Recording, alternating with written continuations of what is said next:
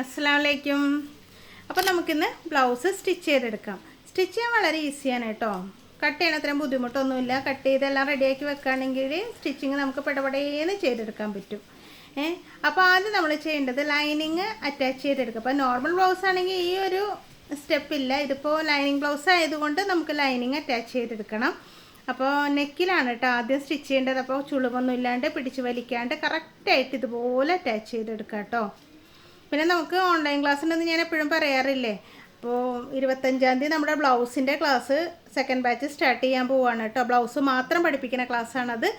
അതിൻ്റെ അകത്ത് ഒരു നോർമൽ ബ്ലൗസ് അതെങ്ങനെ അളവെടുക്കണം, ബോഡിയിൽ നിന്ന് എങ്ങനെ അളവെടുക്കണം, പോയിൻ്റ് എങ്ങനെ കറക്റ്റായിട്ട് അളവെടുക്കണം എന്നുള്ള കാര്യങ്ങളൊക്കെ കറക്റ്റായിട്ട് പറഞ്ഞു തരും. അത് അളവെടുക്കണതും കട്ട് ചെയ്യണതും സ്റ്റിച്ച് ചെയ്യണതും പിന്നെ ഈ അളവെടുത്ത് നമുക്ക് അതുപോലെ തയ്ക്കാൻ പറ്റൂലല്ലോ. അത് മുഴുവൻ കാൽക്കുലേറ്റ് ചെയ്തെടുക്കണ്ടേ. അപ്പോൾ അതൊക്കെ എങ്ങനെയാണ് കാൽക്കുലേഷൻ എന്നുള്ള കാര്യങ്ങളൊക്കെ കറക്റ്റായിട്ട് പറഞ്ഞു തരും കേട്ടോ. പിന്നെ അടുത്ത ദിവസം ലൈനിങ് ബ്ലൗസാണ് കേട്ടോ. ലൈനിങ് ബ്ലൗസിൻ്റെ ബാക്കിൽ ഇങ്ങനെ വള്ളിയൊക്കെ വെച്ചിട്ട് തയ്ക്കണ ഒരു മെത്തേഡ്. അതായത് നമുക്കിപ്പോൾ ഒരു നല്ല ഹെവി ആയിട്ടുള്ള ഒരു ബ്ലൗസ് തയ്ക്കണമെങ്കിൽ അതെങ്ങനെ വള്ളിയൊക്കെ വെക്കണം, കഴുത്തപ്പോൾ ഏത് മോഡലിൽ കട്ട് ചെയ്യണം എന്നുള്ള ഇതൊക്കെ അതിൻ്റെ അകത്ത് പറഞ്ഞു തരുന്നുണ്ട് കേട്ടോ. പിന്നെ അത് കഴിയുമ്പോൾ ഒരു ബാക്ക് ഓപ്പൺ ബ്ലൗസാണ്. ഈ നോർമലിൽ ബാക്ക് ഓപ്പൺ എന്ന് പറയുന്നത് നമ്മുടെ സാധാ കേരള കട്ട് ബ്ലൗസിൽ ഇപ്പം നമ്മളിപ്പോൾ കട്ട് ചെയ്ത് തയ്ച്ചുകൊണ്ടിരിക്കുന്ന കേരള കട്ടാണ് കേട്ടോ. കേരള കട്ട് ബ്ലൗസ് അത് ബാക്ക് ഓപ്പൺ ആയിട്ട് എങ്ങനെ ചെയ്യാം, പഫ് കൈ എങ്ങനെ വെക്കാം എന്നുള്ള കാര്യങ്ങളൊക്കെ അതിൻ്റെ അകത്ത് പഠിപ്പിച്ച് തരുന്നുണ്ട് കേട്ടോ. അതും ലൈനിങ് ഇട്ട് തന്നെയാണ്. പിന്നെ ഒരു പ്രിൻസസ് കട്ട് ബ്ലൗസ് എല്ലാവർക്കും അത്യാവശ്യമുള്ളതാണ്. പ്രിൻസസ് കട്ട് ബ്ലൗസ് പെൺകുട്ടികളൊക്കെ ഇപ്പോൾ അതാണ് യൂസ് ചെയ്യുന്നത് കൂടുതലായിട്ടും. അത് ബോട്ടനൊക്കെ വെച്ചിട്ട് എങ്ങനെ ചെയ്യും എന്ന് പഠിപ്പിച്ച് തരും കേട്ടോ. അത് കഴിഞ്ഞിട്ട് പിന്നെ അടുത്ത ക്ലാസ് എന്ന് പറഞ്ഞിട്ടുണ്ടെങ്കിൽ ക്രോസ് കട്ടാണ്. ഇപ്പം മിക്കവരും ക്രോസ് കട്ട് ഇടുന്ന വെച്ചാൽ ഫ്രണ്ടൊക്കെ ഇത്തിരി അധികം ഉള്ളവർക്ക് ക്രോസ് കട്ട് ഇട്ടാലാണ് കറക്റ്റായിട്ട് കട്ടിങ്ങൊക്കെ കിട്ടുള്ളൂല്ലോ. അപ്പോൾ പ്രിൻസസ് കട്ട് ബ്ലൗസിനും വേറൊരു മോഡൽ കൈയാണ് ചെയ്ത് കാണിക്കുന്നത്. അതുപോലെ തന്നെ ബാക്കിൽ സിബ് വെച്ചിട്ടാണ് ആ പ്രിൻസസ് കട്ട് ബ്ലൗസ് തയ്ച്ച് കാണിച്ചു തരുന്നത്. അപ്പോൾ അങ്ങനെയൊക്കെയാണ് കേട്ടോ നമ്മുടെ ക്ലാസ്സിന്. അപ്പോൾ ഫീസിൻ്റെ കാര്യങ്ങളൊക്കെ അറിയാനായിട്ട് ഇതായി കാണുന്ന നമ്പറിൽ എന്നെ ഒന്ന് വിളിക്കുക കേട്ടോ. അപ്പോൾ 25-ാം തീയതിയാണ് ക്ലാസ് സ്റ്റാർട്ട് ചെയ്യണത്. ആർക്കെങ്കിലും താല്പര്യം ഉണ്ടെങ്കിൽ വിളിക്കുക. ബ്ലൗസ് എല്ലാവർക്കും അത്യാവശ്യമാണല്ലോ. അപ്പോൾ ഫീസും കാര്യങ്ങളൊക്കെ അറിയാനായിട്ട് നമ്പറിൽ വിളിക്കുക കേട്ടോ. അപ്പോൾ അതാ നമ്മുടെ ഫ്രണ്ടിൽ പീസായിട്ട് എടുത്ത ഒരു സൈഡ് ഉണ്ടായില്ല. അതായത് നമ്മുടെ ലെഫ്റ്റ് സൈഡിൽ കുഞ്ഞു പീസ് വെച്ചിട്ടാണല്ലോ നമ്മൾ റെഡിയാക്കി എടുത്തത്. റൈറ്റ് സൈഡിൽ കറക്റ്റായിട്ട് കിട്ടി. ആദ്യം ഞാൻ ആ 2 പീസ് കറക്റ്റായിട്ട് ഇങ്ങനെ ഒന്ന് അടിച്ചെടുത്തു കേട്ടോ. അതിന് ശേഷം എന്താ നമുക്ക് നെക്കിലേക്ക് വെച്ച് കൊടുക്കാം. ആ ലൈനിങ്ങിലേക്ക് വെച്ച് കൊടുത്തിട്ട് നെക്കിലടിക്കാം കേട്ടോ. എപ്പോഴും അടിക്കുമ്പോൾ നെക്ക് ഫസ്റ്റ് നിങ്ങൾ അടിക്കണം കേട്ടോ. എന്ന് വെച്ചിട്ടുണ്ടെങ്കിൽ നെക്ക് ഇത്തിരിയൊക്കെ അങ്ങോട്ടും ഇങ്ങോട്ടൊക്കെ തെന്നി നിന്നാലേ ഭയങ്കര ബുദ്ധിമുട്ടായിരിക്കും അത് റെഡിയാക്കി എടുക്കാനൊക്കെ. അല്ലെങ്കിൽ നെക്കിൻ്റെ ഷേപ്പൊക്കെ മാറിപ്പോവും. അതുകൊണ്ട് തന്നെ ഫസ്റ്റ് അടിക്കുമ്പോൾ നിങ്ങൾ നെക്കിൽ തന്നെ അടിക്കുക കേട്ടോ.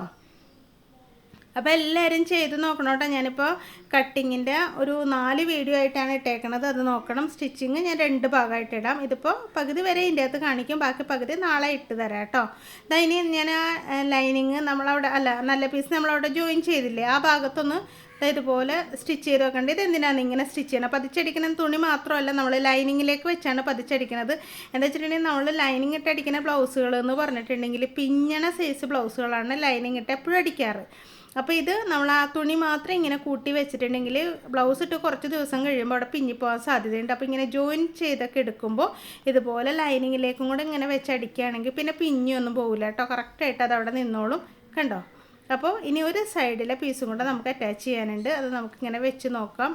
ഈ ഭാഗമാണ്. അപ്പോൾ അത് എങ്ങനെ അടിക്കണത്? ആ ലൈനിങ്ങോട് ചേർത്ത് വെച്ചിട്ട് അടിക്കുകയാണ്. കണ്ടോ? ഇങ്ങനെ വെച്ചിട്ട് നേരെ അങ്ങ് അടിക്കുക. അപ്പോൾ നമ്മൾ ഈ പീസുകളൊക്കെ ചേർത്തിട്ട് ഇതിലേക്ക് വെച്ച് അടിക്കുകയാണെങ്കിൽ തയ്ച്ച് കാണാൻ നല്ല ഭംഗിയൊക്കെ ഉണ്ടാവും. തയ്ച്ച് കഴിയുമ്പോൾ അറിയില്ല. പക്ഷേ എല്ലായിടത്തും അവിടെ ഇവിടെയൊക്കെ പിഞ്ഞിപ്പോവും. ഇങ്ങനെ വെച്ച് അടിക്കുകയാണെങ്കിൽ പിന്നെ പിഞ്ഞൊന്നുമില്ല കേട്ടോ. ഒന്നാമത്തെ സിൽക്ക് മെറ്റീരിയലൊക്കെ ആകുമ്പോൾ പെട്ടെന്ന് പിഞ്ഞിപ്പോകാൻ സാധ്യതയുണ്ടല്ലോ. അപ്പോൾ ഇതിങ്ങനെ വെച്ചിട്ട് അതും കൂടെ ഒന്ന് പതിച്ചടിക്കാം. അപ്പോൾ ഇതൊക്കെ നിങ്ങൾ പ്രത്യേകം ശ്രദ്ധിക്കണം. എന്താ വെച്ചിട്ടുണ്ടെങ്കിൽ നമ്മൾ തയ്ച്ച് പുറത്തേക്ക് കൊടുക്കാനാണെങ്കിലും ഉണ്ടല്ലോ, നമ്മുടെ തയ്യലിൻ്റെ ആ ഒരു നീറ്റ്നെസ്സും പിന്നെ അതോടുകൂടെ അതിൻ്റെ ഫിനിഷിങ്ങും പിന്നെ എന്ന് പറയണത് നല്ല തയ്യലായിരിക്കണം. എന്ന് വെച്ചിട്ട് തയ്ച്ചാൽ അവർക്ക് ബ്ലൗസിന് ഡാമേജ് ഒന്നും വരരുത്. അങ്ങനെയൊക്കെ വരുമ്പോൾ പിന്നെയും വർക്കുകളൊക്കെ കിട്ടും കേട്ടോ. എന്ന് വെച്ചിട്ടുണ്ടെങ്കിൽ നന്നായിട്ട് നല്ല പോയിൻറ്റഡ് ആയിട്ടൊക്കെ തയ്ച്ച് കൊടുത്തിട്ടുണ്ടെങ്കിൽ എല്ലാവർക്കും ഭയങ്കര ഇഷ്ടമാവും. അപ്പോൾ അതുകൊണ്ടാണ് കേട്ടോ ഞാൻ പറഞ്ഞത്. നിങ്ങൾ പ്രൊഫഷണലായിട്ട് ഇപ്പോൾ ബ്ലൗസൊക്കെ തയ്ച്ചു കൊടുക്കണമെന്നുള്ളവർ ഇതുപോലെയൊക്കെ ചെയ്ത് കൊടുക്കുക. അല്ലെങ്കിൽ 1-2 പ്രാവശ്യം ഇട്ടിട്ട് അവരുടെ തുണി തന്നെയായിരിക്കും പിഞ്ഞിപ്പോയിട്ടുണ്ടെങ്കിൽ നമ്മളെ വന്നിട്ട് കുറ്റം പറയാനൊരു സാഹചര്യം ഉണ്ടാക്കി കൊടുക്കരുത് കേട്ടോ. കണ്ടോ, ഈ ലൈനിങ് നമ്മൾ കറക്റ്റിലാണല്ലോ വെട്ടി വെച്ചേക്കണം. അപ്പോൾ ലൈനിങ്ങിൻ്റെ പാകത്തിന് നമുക്ക് കൂടുതൽ വന്നേക്കണ ഭാഗങ്ങളൊക്കെ വെട്ടിക്കളയാം കേട്ടോ.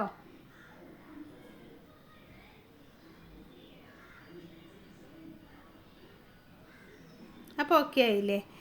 ഇതേപോലെ തന്നെ അപ്പുറത്തെ സൈഡിൽ നമുക്ക് തയ്ച്ചെടുക്കാം.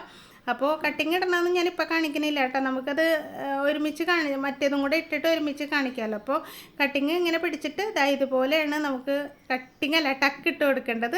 അതൊക്കെ നമുക്ക് പിന്നെ മറ്റേ സൈഡും കൂടെ അടിച്ച് ഒരുമിച്ച് കാണിച്ചു തരാം കേട്ടോ. ഇനി ഇതാ കൈക്ക് ലൈനിങ്ങിന് ഇവിടെ ഒരു പീസ് വേണമെന്ന് ഞാൻ പറഞ്ഞിരുന്നില്ല. അത് ഞാൻ സൈഡിൽ നിന്ന് വെട്ടിക്കളഞ്ഞൊരു പീസ് എടുത്തുകൊണ്ട് വന്നിട്ടുണ്ട്. അതിന് ലൈനിങ് തന്നെയാണ്. എന്നിട്ട് അത് അടിയിലേക്ക് വെച്ചിട്ട് നമ്മുടെ ഈ കൈയിൻ്റെ പാകത്തിന് വെട്ടിയെടുക്കാം കേട്ടോ. അപ്പോൾ തയ്യൽ തുമ്പ് ഇത്തിരി കയറ്റിയിട്ടിട്ട് വേണോട്ടോ അടിയിലേക്ക് വെക്കാനായിട്ട്.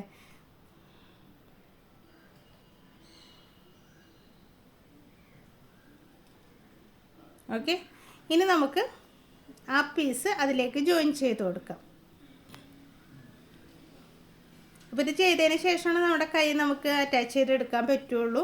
അപ്പോൾ ആദ്യം നമുക്ക് ഈ പീസൊക്കെ ഒന്ന് ജോയിൻ ചെയ്തെടുക്കാം കേട്ടോ.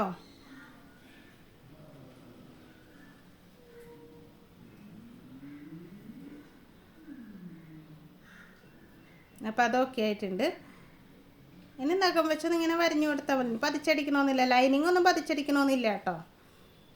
അപ്പുറത്തെ സൈഡിലും കൂടെ ആ പീസ് രണ്ട് സൈഡിലും നമുക്ക് വരുമല്ലോ, അങ്ങനെ ഒരു പീസ് രണ്ട് സൈഡിലും വരും. അതും നമുക്കിങ്ങനെ അടിച്ചെടുക്കാം കേട്ടോ. പിന്നെ ഇത് അടിക്കുമ്പോൾ ഒരേ സൈഡിൽ തന്നെ, ഇതിപ്പോൾ നമ്മൾ ബോഡിയിൽ അറ്റാച്ച് ചെയ്യുമ്പോഴും ഒരേ സൈഡിൽ തന്നെ വരണമെങ്കിൽ ശ്രദ്ധിക്കേണ്ട കാര്യം, ഒരു പീസിൻ്റെ മുകളിൽ ചെറിയ പീസ് വെച്ചെങ്കിൽ അടുത്ത പീസിൻ്റെ താഴെ ആ പീസ് വെച്ച് കൊടുക്കുക കേട്ടോ. കണ്ടോ, ഇതേപോലെ വെച്ച് കൊടുത്തിട്ടുണ്ടെങ്കിൽ കറക്റ്റായിട്ട് നമുക്ക് ഒരേ സൈഡിൽ തന്നെ കിട്ടും കേട്ടോ. ഇനി നമുക്ക് നമ്മുടെ ബ്ലൗസ് എടുത്തിട്ട്, ബ്ലൗസ് അല്ലല്ലോ നമ്മുടെ കൈ എടുക്കുക. കൈ എടുത്തിട്ട് ഇതിലേക്ക് വെച്ചടിക്കണം. എങ്ങനെയാണെന്ന് നോക്കും. നമ്മുടെ ലൈനിങ്ങിൻ്റെ നല്ല വശവും ബ്ലൗസിൻ്റെ നല്ല വശവും കൂടെ ചേർന്നിരിക്കണം. ഓക്കെ, എന്നിട്ട് ആ ബോർഡർ വേണ്ടാതെ ഞാനൊന്ന് പറഞ്ഞിരുന്നില്ലേ, ആ ബോർഡർ നമ്മൾ തയ്ച്ച് അകത്തേക്ക് പോവുകയാണ് കേട്ടോ. ആ കുറച്ച് ഡാർക്ക് കളർ ബോർഡർ കണ്ടോ. അപ്പോൾ ഇങ്ങനെ ചെറിയ വളവൊക്കെ ഉണ്ടെങ്കിൽ ഒന്ന് വലിച്ചു പിടിച്ചിട്ടുണ്ടെങ്കിൽ ആ വളവ് നിവർന്ന് കിട്ടും കേട്ടോ. ഇങ്ങനെ അടിച്ചു. ഇനി നമ്മൾ എന്താ ചെയ്യേണ്ടത്, ഇത് പതിച്ചടിക്കണം. പതിച്ചടിക്കുമ്പോൾ നല്ല പീസയിൽ അടിക്കരുത്, നമ്മുടെ ലൈനിങ് പീസയിൽ പതിച്ചടിക്കുക. കണ്ടോ, ഈ ഭാഗത്ത് നല്ല വശത്തിട്ട് അടിക്കരുത് കേട്ടോ. നല്ല വശത്തിട്ട് അടിച്ചിട്ടുണ്ടെങ്കിൽ വൃത്തികേടായി പോവും. ഇങ്ങനെ അടിച്ചു. ഇനി നമുക്ക് നമ്മൾ ബ്ലൗസ് ഇട്ട് കുറച്ച് ദിവസം കഴിയുമ്പോഴത്തേക്കും ഉണ്ടല്ലോ, ഈ ലൈനിങ് അടിയിൽ നിന്ന് ഇങ്ങനെ ചാടി വരണ ശ്രദ്ധിച്ചിട്ടുണ്ടോ നിങ്ങൾ? ചിലർ ബ്ലൗസ് ഇട്ടിട്ട് പോകുമ്പോൾ നമ്മളൊന്ന് ശ്രദ്ധിച്ചറിയാൻ പറ്റും, ഇതുപോലെ ലൈനിങ് ഒന്നിങ്ങനെ ചാടി വരും. അതില്ലാതിരിക്കാൻ നമുക്ക് ഈ നല്ല വശത്ത് മുകളിലിട്ട് അടിക്കാൻ പറ്റില്ലല്ലോ. അപ്പോൾ ഇതുപോലെ ബോർഡറോ എന്തെങ്കിലും ഉണ്ടെങ്കിൽ അതിൻ്റെ സൈഡിൽ കൂടെ ഒന്ന് അടിച്ചു കൊടുക്കുക കേട്ടോ. അത് ഇതുപോലെ ഞാൻ അടിക്കണം, ശ്രദ്ധിക്കണം. ഇങ്ങനെ അടിച്ചിട്ടുണ്ടെങ്കിൽ നമുക്ക് ഈ ലൈനിങ് അടിയിലേക്ക് ഇങ്ങനെ എന്താ വെച്ചിട്ടുണ്ടെങ്കിൽ ചിലപ്പോൾ അലക്കിയൊക്കെ വരുമ്പോൾ ഒന്ന് കഴുകിയൊക്കെ വരുമ്പോൾ ലൈനിങ് നന്നായിട്ട് ലൂസാവും. അതിങ്ങനെ സോഫ്റ്റ് മെറ്റീരിയലാണല്ലോ. അങ്ങനെ വരുമ്പോഴാണ് അടിയിൽ നിന്ന് ഇങ്ങനെ ചാടി വരുന്നത്. അപ്പോൾ ഇങ്ങനെ ഒരു സ്റ്റിച്ച് ഇട്ട് കൊടുക്കുകയാണെങ്കിൽ ആ ചാടി വരൽ ഒഴിവാക്കാം കേട്ടോ. അപ്പോൾ ഈ സ്റ്റിച്ച് ഉണ്ടെന്ന് അറിയേയില്ല. ബോർഡറുള്ള സ്ലീവിനൊക്കെ പറ്റുള്ളൂ കേട്ടോ ഈ ഒരു മെത്തേഡ്. അല്ലെങ്കിൽ പിന്നെ നമ്മളവിടെ ഹെമ്മിങ് ചെയ്ത് വെക്കേണ്ടി വരും അറിയാത്ത വിധത്തിൽ. ഇതിപ്പോൾ ഇങ്ങനെ അടിച്ചു വെച്ചാൽ ബോർഡർ ഉള്ളതുകൊണ്ട് തന്നെ അറിയില്ല, അവിടെ സ്റ്റിച്ച് ഉണ്ടെന്ന് പോലും അറിയില്ല. പക്ഷേ നമുക്കത് നല്ല സേഫായിട്ട് അതവിടെ ഇരിക്കുകയും ചെയ്യും. ഇനി നമുക്ക് ഇപ്പുറത്തെ സൈഡൊക്കെ ഒന്ന് കൂട്ടിയെടുക്കാം കേട്ടോ. ഞാൻ പിന്നെ മൈലാഞ്ചീൻ്റെ കാര്യം പറഞ്ഞിരുന്നില്ല. ഞാനൊരു ദിവസം കാണിച്ചിട്ടുണ്ടായിരുന്നു ഒരു മൈലാഞ്ചി. എനിക്കൊരു ഫ്രണ്ടിൻ്റെ നിന്ന് ഞാൻ വാങ്ങിച്ചതായി, പുള്ളിക്കാരി എനിക്ക് അയച്ചു തന്നത്. തലയിൽ തേച്ചു കേട്ടോ, നല്ല അടിപൊളിയാണ് കേട്ടോ. ഇനി കൈയൊക്കെ ഒന്ന് നീറ്റാക്കണം, അതൊക്കെ ചെയ്യണം എന്നൊക്കെ ഉണ്ട്. അതിന് സമയം കിട്ടാത്തതുകൊണ്ടാണ്. നഖത്തിലിടണ മൈലാഞ്ചിയൊക്കെ ഉണ്ട്, നേരം വേണ്ട ഇതൊക്കെ ചെയ്തുകൊണ്ടിരിക്കാനായിട്ട്. അപ്പോൾ ചെയ്യുമ്പോൾ എന്തായാലും നിങ്ങളെ കാണിച്ചു തരാം കേട്ടോ. മൈലാഞ്ചി ആയിട്ട് തലയിലേക്ക് നല്ലതാട്ടോ. മുടിയൊക്കെ നല്ല സിൽക്കി പോലെയായി. പിന്നെ നല്ല എന്താ പറയുക, നല്ല കരുത്തുണ്ട് മുടിക്ക്. മറ്റേത് എൻ്റെ തലമുടി എന്ന് പറയുന്നത് ചുരുണ്ട മുടിയാണ്. അത് ചറപ്പറ പോലെ കിടക്കണ മുടിയായിരുന്നു. എന്നാൽ നമുക്ക് കട്ടിങ് റെഡിയാക്കി എടുക്കണേ വർത്താനത്തിൻ്റെ ഇടയിൽ അതും കൂടെ ഒന്ന് ശ്രദ്ധിക്കണം. അപ്പോൾ ഒരു ലൈനിങ്ങിലേക്ക് നമ്മുടെ ആ കട്ടിങ്ങിൻ്റെ പീസ് ഉണ്ടല്ലോ, ഒരു കഷ്ണം അതെടുത്ത് വെച്ചിട്ട് ഞാനൊന്ന് അറ്റാച്ച് ചെയ്ത് കൊടുക്കുകയാണ് കേട്ടോ. അപ്പോൾ തലമുടിയിൽ തേച്ചപ്പോൾ സക്സസ് ആണ്. ഇനി നഖത്തേലും കൂടെ ഇട്ടിട്ട് കറക്റ്റായിട്ട് ഞാൻ പറഞ്ഞു തരാം കേട്ടോ. നല്ല ഇതാട്ടോ. ഞാൻ ഇനി നഖത്തേലും കൂടെ ഇട്ട് കഴിയുമ്പോൾ ഞാൻ അതിൻ്റെ ലിങ്കും കാര്യങ്ങളൊക്കെ തരാം. വലിയ വിലയൊന്നുമില്ല, പക്ഷേ നമുക്ക് തലമുടിക്ക് നല്ലതാട്ടോ. പെൺകുട്ടികൾക്കൊക്കെ ആണെങ്കിൽ നന്നായിട്ട് നമുക്ക് അത് നാച്ചുറലാണ്, എന്നാലും നല്ല ഭംഗിയാവേണ്ട തലമുടിയൊക്കെ എല്ലാം മിക്സിങ് ഉള്ളതാണ്. നമുക്കൊന്നും മിക്സ് ചെയ്യേണ്ട, ഡയറക്റ്റ് തലയിലേക്ക് അപ്ലൈ ചെയ്യുക. ഒരു അരമണിക്കൂർ 3/4 മണിക്കൂർ കഴിയുമ്പോൾ കഴുകിക്കളഞ്ഞാൽ മതി കേട്ടോ. അപ്പോൾ അതാ മറ്റേ ഫ്രണ്ട് പോർഷനിൽ നമ്മൾ പീസ് വെച്ച പോലെ തന്നെ ഇതിനും ഒരു പീസ്. ഇത് പിന്നെ കുഞ്ഞ് കഷ്ണം വെക്കാനേ ഉള്ളൂ, ഇതിന് കുറച്ചല്ലേ വന്നുള്ളൂ. മറ്റേത് വെക്കുമ്പോൾ നിങ്ങളൊന്ന് ശ്രദ്ധിക്കണം കേട്ടോ. അപ്പോൾ ഞാൻ അതിൻ്റെ ആ മൈലാഞ്ചിയുടെ കാര്യം ഞാൻ പറയാം കേട്ടോ. നഖത്തിലും കൂടെ ഇട്ടിട്ട് അതിൻ്റെയും കൂടെ റിസൾട്ട് കിട്ടിയിട്ട് നിങ്ങളോട് പറയാമെന്ന് വെച്ചാൽ, അല്ലാണ്ട് ഞാൻ എന്ത് ചെയ്യുമ്പോഴും ഞാനത് ചെയ്ത് നോക്കിയിട്ട് നല്ലതാണെങ്കിൽ മാത്രം നിങ്ങളോട് പറയാമെന്നുള്ള ഒരു തീരുമാനമാണ് എനിക്ക് കൊള്ളൂ, ഇല്ലെങ്കിൽ ഞാൻ കൊള്ളൂല എന്ന് തന്നെ പറയും. നമ്മളത് റിവ്യൂവിന് വേണ്ടി ചെയ്തതൊന്നുമല്ല. എനിക്കത് കണ്ടപ്പോൾ എനിക്ക് എപ്പോഴും മൈലാഞ്ചി തലയിൽ തേക്കണമെങ്കിൽ ഒരുപാട് ബുദ്ധിമുട്ടാണ്. മൈലാഞ്ചി പൊടി എടുക്കണം, അത് തലേ ദിവസം കൂട്ടി വെക്കണം, അങ്ങനെ അതൊന്നും വേണ്ട, ഡയറക്റ്റ് നമ്മുടെ തലയിലേക്ക് തേച്ച് കൊടുക്കാമല്ലോ. അപ്പോൾ ഒരു സുഖം കണ്ടിട്ട് ഞാൻ വാങ്ങിച്ചതാണ്. പക്ഷേ സൂപ്പർ സാധനം കേട്ടോ, ഒന്നും പറയാനില്ല. അപ്പോൾ ദാ ഒരു കട്ടിങ് വെച്ച് കൊടുത്താൽ അതിൻ്റെ നേരെ തന്നെ വേണം കേട്ടോ അടുത്ത കട്ടിങ് വെച്ച് കൊടുക്കാനായിട്ട്. കണ്ട ഇതുപോലെ വെക്കുക, അതായത് ഫ്രണ്ട് സൈഡ് ചേർന്ന് നിൽക്കണം. അവിടെ നമ്മൾ ഒരു കഷ്ണം എന്താ വെച്ച് കൊടുക്കുകയാണ്. അപ്പോൾ ഓരോ പീസ് നമുക്ക് കിട്ടിയ പീസുകൾ ഇങ്ങനെ ചേർത്ത് കൊടുത്താൽ മതിയിട്ട്. അപ്പോൾ നമുക്ക് കട്ടിങ് റെഡിയായി വരും. അപ്പോൾ നമ്മുടെ ബ്ലൗസിൻ്റെ പുറമേ കാണുന്ന ഭാഗങ്ങളെല്ലാം ആ ഒരു കുഞ്ഞ് കഷ്ണം തുണിയിൽ നിന്ന് നമുക്ക് ഒപ്പിച്ചെടുക്കാൻ പറ്റിയിട്ടുണ്ട് കേട്ടോ. പിന്നെ നമ്മുടെ ഷായ്സ് കിച്ചൺ ഒന്ന് കയറി കണ്ടു നോക്കണം കേട്ടോ. ഞാനിപ്പോൾ എല്ലാ ദിവസവും വീഡിയോസ് ഇടുന്നുണ്ട്. നിങ്ങളെല്ലാവരും ഒന്ന് എന്നെ ഹെൽപ്പ് ചെയ്യണം, സപ്പോർട്ട് ചെയ്യണം. ഞാൻ അതിൻ്റെ ലിങ്ക് കമൻറ്റ് ബോക്സിലോ ഡിസ്ക്രിപ്ഷൻ ബോക്സിലോ ഒക്കെ വെച്ചേക്കാം. പിന്നെ അതുപോലെ തന്നെ നമ്മുടെ ബ്ലൗസിൻ്റെ ക്ലാസ്സിൽ എന്തൊക്കെയാണ് പഠിപ്പിക്കണമെന്നുള്ളതിൻ്റെ ലിസ്റ്റും ഞാൻ വെച്ചേക്കാം കേട്ടോ. അപ്പോൾ നിങ്ങൾക്ക് താല്പര്യം ഉണ്ടെങ്കിൽ ക്ലാസ്സിൽ കയറണമെങ്കിൽ കയറുക. അതുപോലെ തന്നെ നമ്മുടെ ഷായ്സ് കിച്ചൺ ഒന്ന് കണ്ടു നോക്കണം. ഇന്നൊരു അടിപൊളി ചിക്കൻ റെസിപ്പി ഇട്ടിട്ടുണ്ട് കേട്ടോ, തന്തൂരി ചിക്കൻ്റെ റെസിപ്പി ഇട്ടിട്ടുണ്ട്. തീർച്ചയായിട്ടും കണ്ടിട്ട് എന്നെ ഒന്ന് സപ്പോർട്ട് ചെയ്യണം കേട്ടോ. സബ്സ്ക്രൈബ് ചെയ്യാതെ കാണുന്നവരെല്ലാവരും ഈ ചാനലും ആ ചാനലും ഒന്ന് സബ്സ്ക്രൈബ് ചെയ്യണേ. അപ്പോൾ അതാ നോക്കിയേ, ഒരു പീസ് നമ്മളവിടെ അറ്റാച്ച് ചെയ്തു. ഇനി മറ്റേത് പിടിപ്പിക്കുന്നതിന് മുമ്പായിട്ട് മുകളിലൊരു പീസ് പിടിപ്പിച്ചതിന് ശേഷം അതവിടെ പിടിപ്പിച്ച് കൊടുക്കുക കേട്ടോ, അല്ലെങ്കിൽ ബുദ്ധിമുട്ടായിരിക്കും. നമുക്കിതാ ഈ പീസ് ഇതിലേക്ക് നേരെയുള്ള വശം വെച്ച് കൊടുക്കാം.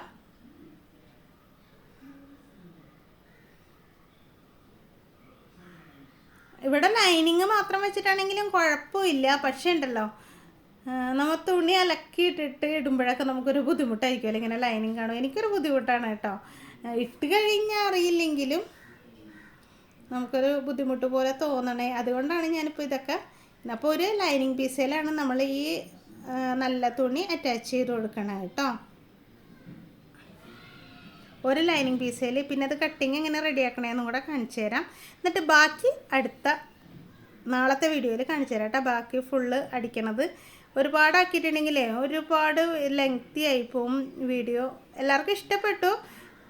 ഇതിങ്ങനെ ചെയ്തപ്പോഴത്തേക്കും പെട്ടെന്ന് മനസ്സിലാക്കാനൊക്കെ പറ്റുന്നുണ്ടല്ലോ. അപ്പോൾ അത് ആ പീസ് അവിടെ അറ്റാച്ച് ചെയ്തിട്ട് ഒന്ന് പതിച്ചടിക്കുകയാണ് കേട്ടോ. നേരത്തെ നമ്മൾ അടിച്ചില്ല അതേപോലെ തന്നെ. ഇതൊക്കെ തേച്ചൊക്കെ എടുക്കുകയാണെങ്കിൽ ഒന്നുകൂടെ നീറ്റാവും കേട്ടോ.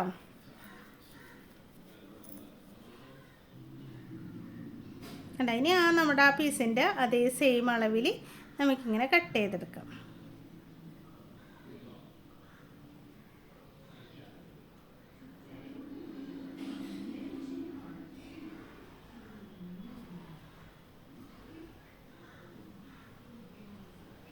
കറക്റ്റായിട്ട് ഞാൻ അടിച്ചു വെച്ചിട്ടുണ്ട് കേട്ടോ. അപ്പോൾ അതെ അവിടെ ഇവിടെയും തുമ്പും വാലൊക്കെ നീണ്ടൊരു ഷേപ്പില്ല, അതില്ല. തിരിച്ചിട്ടിട്ട് നമ്മുടെ ആ ഒരു കട്ടിങ്ങിൻ്റെ ഷേപ്പ് ഉണ്ടല്ലോ, നമ്മൾ ലൈനിങ് വെട്ടി വെച്ചേക്കുന്ന ആ അളവിൽ ഇങ്ങനെ കറക്റ്റായിട്ട് വെട്ടിയെടുത്താൽ അവിടുത്തെ കട്ടിങ്ങും ഓക്കെ ആയിട്ടുണ്ട് കേട്ടോ. അപ്പോൾ രണ്ട് സൈഡിലും ഇത്തിരി ജോയിൻ്റൊക്കെ വന്നേ ഉള്ളൂ. കട്ടിങ് നമുക്ക് റെഡിയായി കിട്ടിയിട്ടുണ്ട്. ഓക്കെ ആയില്ലേ? ഇനി നമുക്ക് കട്ടിങ് റെഡിയാക്കണം. ഇങ്ങനെ ഒരു ലൈനിങ് അടിയിൽ വയ്ക്കുക, കണ്ടോ. അടുത്ത ലൈനിങ് മുകളിൽ വയ്ക്കാം. അതായത് നമ്മൾ ഒരു പീസിന് 8 പീസാണ് വേണ്ടത്. ഒരു ലൈനിങ്ങിൽ നമ്മൾ നല്ല പീസൊക്കെ പിടിപ്പിച്ചു. അപ്പോൾ അത് രണ്ടും കൂടെ ആകുമ്പോൾ 2 പീസായില്ലേ. ഇനി അടിയിലൊരു ലൈനിങ് വെക്കുക, മുകളിലൊരു ലൈനിങ് വെക്കുക. എന്നിട്ട് ഇതാ ഇങ്ങനെ അടിക്കുക.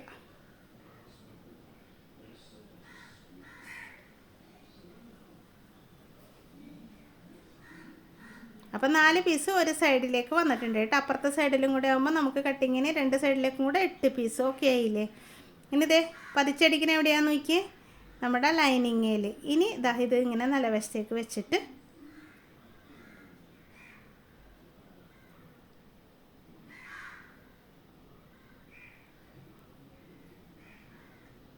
ഇവിടെ കറക്റ്റായിട്ട് അടിച്ചിട്ടുണ്ട് കേട്ടോ.